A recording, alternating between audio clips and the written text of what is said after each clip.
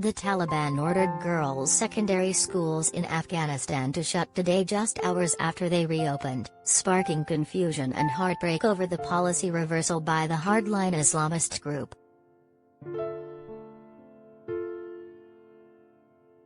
Crestfallen students, back at school for the first time since the Taliban seized power in August last year, tearfully packed up their belongings and filed out of schools across the country.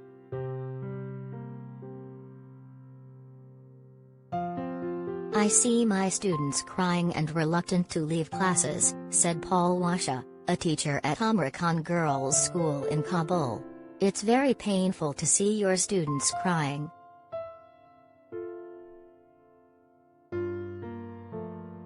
The decision to postpone opening schools to girls in secondary school appeared to be a concession to the rural and deeply tribal backbone of the hardline Taliban movement, that in many parts of the countryside are reluctant to send their daughters to school. The latest setback for girls' education is certain to receive widespread condemnation from the international community that has been urging the Taliban leaders to open schools and give women their right to public space. Children were filmed inside their classroom at Zargona High School in Kabul when a teacher entered and said class was over, leaving children confused and heartbroken. "Yes, it's true," Taliban spokesman Inamullah Samangani said when asked to confirm reports that girls had been ordered home. United Nations envoy to Afghanistan Deborah Lyons described reports of the closure disturbing. Girls have been banned from school beyond grade 6 in most of the country since the Taliban returned to power in mid-August.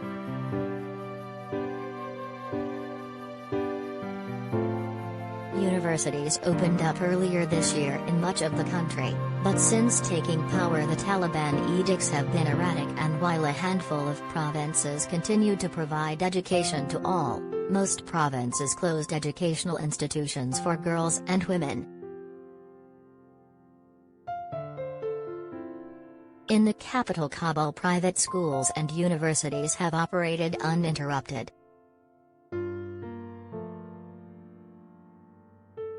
The international community has made the right to education for all a sticking point in negotiations over aid and recognition of the new Taliban regime, with several nations and organizations offering to pay teachers. On Wednesday, the order for girls' secondary schools to resume appeared to only be patchily observed, with reports emerging from some parts of the country, including the Taliban's spiritual heartland of Kandahar, that classes would restart next month instead.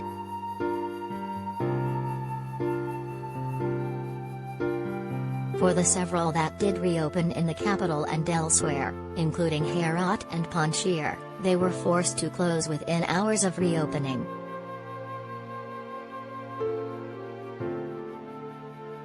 The religiously driven Taliban administration fears going forward with enrolling girls beyond grade 6 could erode their base, said Wahidullah Hashmi, external relations and donor representative with the Taliban-led administration. The leadership hasn't decided when or how they will allow girls to return to school, Hashmi said. While he accepted that urban centers are mostly supportive of girls' education, much of rural Afghanistan is opposed, particularly in tribal Pashtun regions.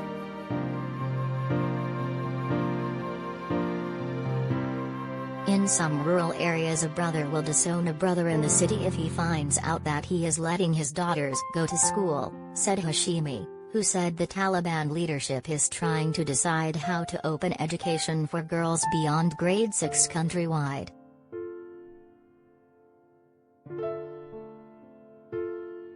Most Taliban are ethnic Pashtuns.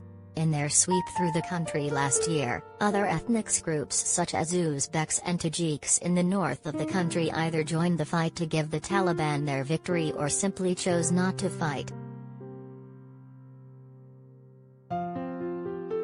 We did everything the Taliban asked in terms of Islamic dress, and they promised that girls could go to school, and now they have broken their promise, said Mariam Naibi, a local journalist from Kabul. Naibi has protested for women's rights and says they have not been honest with us. The Taliban have imposed a slew of restrictions on women, effectively banning them from many government jobs, policing what they wear and preventing them from traveling outside of their cities alone.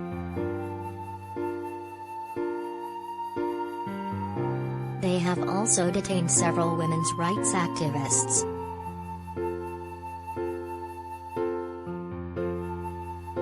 Even if schools do reopen fully, barriers to girls returning to education remain, with many families suspicious of the Taliban and reluctant to allow their daughters outside.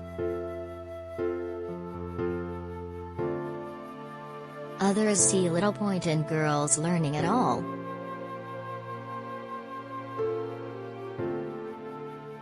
Those girls who have finished their education have ended up sitting at home and their future is uncertain, said Hila Haya, 20, from Kandahar, who has decided to quit school.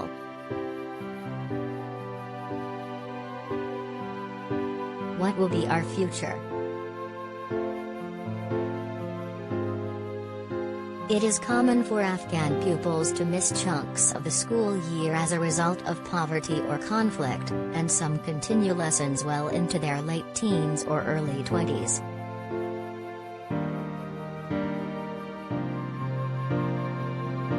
Human Rights Watch also raised the issue of the few avenues girls are given to apply their education.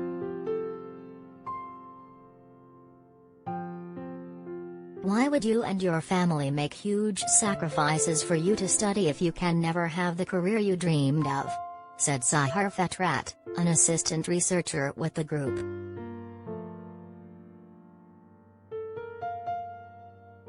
The Education Ministry acknowledged authorities faced a shortage of teachers, with many among the tens of thousands of people who fled the country as the Taliban swept to power.